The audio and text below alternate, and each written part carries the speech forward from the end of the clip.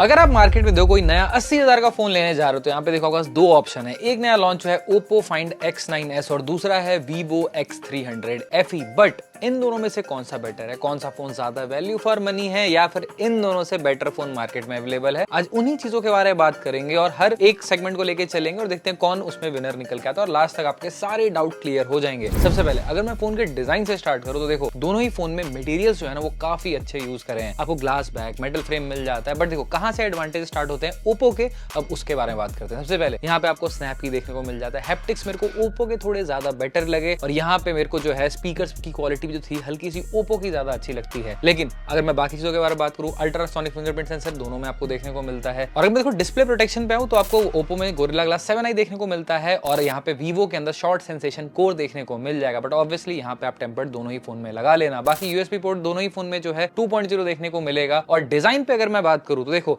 हो सकता है आपको वीवो का डिजाइन पसंद आए या फिर ओप्पो का। अब मुझे पर्सनली थोड़ा ओप्पो का डिजाइन जो है ज्यादा अच्छा लगता है। तो देखो डिजाइन में विनर निकालना थोड़ा मुश्किल है। बट यहाँ पे देखो मैं ओप्पो को रेटिंग दूंगा क्योंकि ऑब्वियसली इसके हैप्टिक्स और स्पीकर में थोड़े ज्यादा अच्छे लगे, प्लस यहाँ पे आपको स्नैप की भी मिलता है। अब देखो दोनों फोन के डिस्प्ले पे आता है। अब यहाँ पे ओप्पो में आपको 6.59 इंच का डिस्प्ले देखने को मिलता है और वीवो में 6.31। तो देखो ये जो फोन है वीवो का तो आपको ज्यादा कॉम्पैक्ट देखने को मिलेगा। इवन जो वेट है इसका थोड़ा कम रहने वाला है। बट डिस्प्ले क्वालिटी की बात करें तो आपको ऑलमोस्ट सिमिलर पैनल मिलता है। 120 हर्ट्ज का रिफ्रेश रेट है। दोनों ही एमोलेड पैनल आपको देखने को मिलते हैं। इजीली दोनों बाहर विजिबल है। और यहाँ पे अगर मैं बेजल्स की बात करूं तो आपको ओप्पो में थोड़े कम बेजल देखने को मिलते हैं ओवर वीवो। बट देखो वीवो कहां पे बेटर है वो है अपने HDR कंटेंट में। आपको ज्यादा ब्राइटर और ज्यादा कलरफुल आपको वीडियोस देखने को मिलते हैं। बट स्टिल मैं बोलूंगा ज्यादा डिफरेंस नहीं है, तो मैं यहाँ दोनों डिस्प्ले को टाई दूंगा।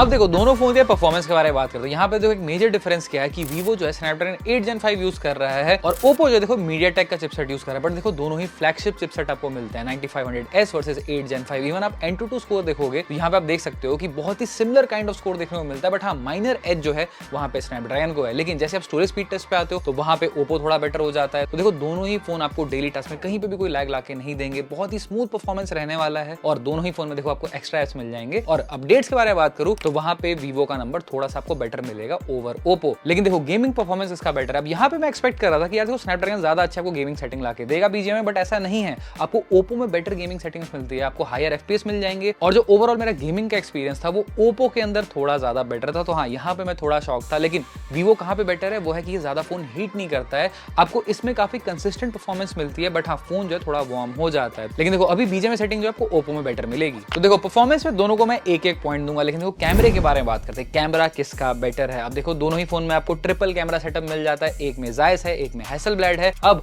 अगर मैं हार्डवेयर लेवल की बात करूं तो यहाँ पे आपको ट्रिपल 50 मेगापिक्सल का कैमरा मिलता है और वीवो के अंदर 50+50+8 का। लेकिन देखो वीवो जो है फ्रंट में बेटर है। आपको 50 मेगापिक्सल का ऑटो फोकस फ्रंट कैमरा मिलता है। इवन सेल्फी से मुझे लगा कि हाँ वीवो ज्यादा बेटर परफॉर्म कर रहा है। और कहां पे बेटर परफॉर्म कर रहा है वो है देखो डे लाइट के शॉट्स में। यहाँ पे आपको देख पा रहे हो आपको काफी वाइब्रेंट इमेज मिलते हैं, काफी डिटेल शॉट आते हैं। तो हाँ वहां पे हल्का सा एज आपको वीवो के अंदर मिल जाएगा। लेकिन पोर्ट्रेट में मुझे जो है क्वालिटी थोड़ी ओप्पो की ज्यादा बेटर लगी क्योंकि यहाँ पे जो स्किन टोन था काफी नेचुरल था। और यहाँ पे मैंने एक चीज नोटिस करी कि वीवो ना थोड़ा ज्यादा व्हाइटिश स्किन टोन की तरफ लेके चला जाता है, नेचुरल स्किन टोन नहीं निकल के आती है। तो हाँ ये मेरी चॉइस हो सकता है, आपको वो ज्यादा बेटर लगे, थोड़ा ज्यादा ब्यूटीफाइड लगता है। लेकिन ऑप्शन देखो कहां पे ज्यादा आपको मिल जाता है वो है वीवो के अंदर कि आपको मल्टीपल फोकल लेंस के ऑप्शन मिल जाएंगे। आपको वीडियोस में भी ज्यादा ऑप्शन मिलता है। आप 4K 120 FPS से लेके 8K 30 FPS तक रिकॉर्ड कर सकते हो। पोर्ट्रेट वीडियो का भी ऑप्शन मिल जाता है। बट वो सब चीजें आपको इस फोन के अंदर ओप्पो के अंदर नहीं मिलेगी। उसमें सिर्फ 4K 60 FPS पे डॉल्बी विजन का रिकॉर्डिंग कर सकते हो। और अगर देखो मैं ज़ूम्ड इन पिक्चर्स की बात करूं तो वहां पे भी आपको थोड़ा वीवो बेटर रिजल्ट्स लाके देगा। और इवन लो लाइट की बात करूं तो देखो मुझे लगता है वीवो फार बेटर है। तो देखो ओवरऑल मैं अगर विनर निकाल के दूं कि भाई कैमरा में कौन सा बेटर है तो मैं बोलूंगा कि हाँ वीवो आपका विनर रहेगा। लेकिन देखो बैटरी में कौन जीत रहा है क्योंकि यहाँ पे ओप्पो में आपको 7000 mAh के करीब देखने को मिलता है और वीवो के अंदर 6500 mAh देखने को मिलता है। अब चार्जिंग की बात करें तो 80 वॉट का चार्जिंग का सपोर्ट है आपका ओप्पो में और वीवो के अंदर 90 वॉट का देखने को मिल जाता है। प्लस आपको यहाँ पे 40 वॉट के वायरलेस चार्जिंग का भी सपोर्ट है जो कि ओप्पो में मिसिंग है।